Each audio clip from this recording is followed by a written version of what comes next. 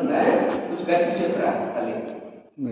మనం ఈ మందిరం కట్టేదాన్ని బట్టి మనం ఎంతగానో సంతోషపడుతున్నాం. కానీ నా మనసులో మాట దేవుని మహిమ చెప్తాను.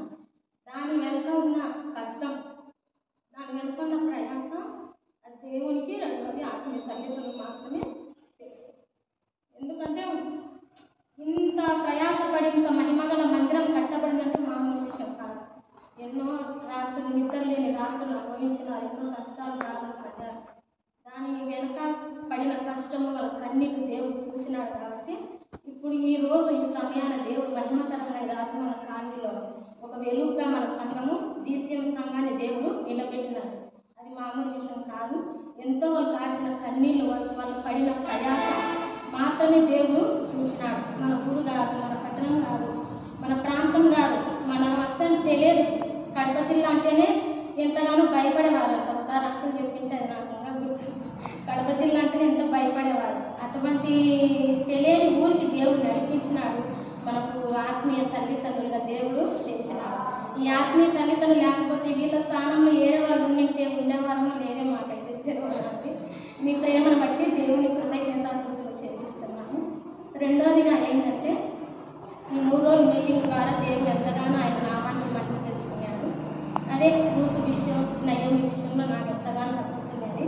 ఇప్పుడు అత్త చెప్పిన మాట విని కోడలు ఏం చేసిందంటే ఆ యజమాని దగ్గరికి వెళ్ళి ఆ కాలకాన్ని దుప్పటి తీసి కాళ్ళ దగ్గర పడి మమ్మల్ని తెల్లవార్చేసి ఆయన కత్తిరిస్తాడు అని చెప్పింది.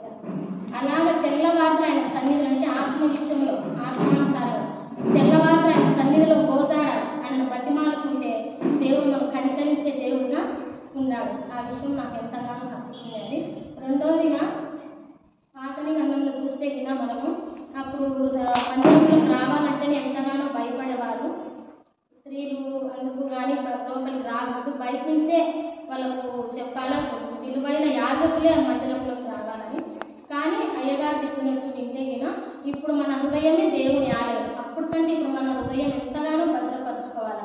ఒక మచ్చ కానీ, డాగు కానీ, ముట్ట కానీ ఏది లేకుండా నిష్కల్పంగా యథార్థంగా మన హృదయం ఓపెన్గా దేవునికి చూపించాలా. ఈ దేవుడు నివసించే ఆలయం ఇదే నిజమైన ఆలయం. రెండోదిగా మన మందిరం శుభ్రపరచుకోవాలి అనేది నాకు ఆ విషయంలో నాకు తాకింది. దేవునికి మహిమ కలగాక అన్ని విషయాలలో ఒకటి అంకులాంటివి చెప్పవలసింది ఏంటంటే మీరు ఎంతగానో మమ్మల్ని అంటే ఎంతగానో ప్రేమిస్తున్నారంటే మీరు పడిన ప్రయాస దేవునికి కృతజ్ఞతాస్తుతులు చెల్లిస్తున్నాం. పొగడత కాదు, దేవునికి మహిమ కలగాక. జఫన్య అయ్యగారు కూడా ఎంతగానో వాక్యం చెప్పినాడు. ఆయన కుటుంబాన్ని దేవుడు దీవించుగాక.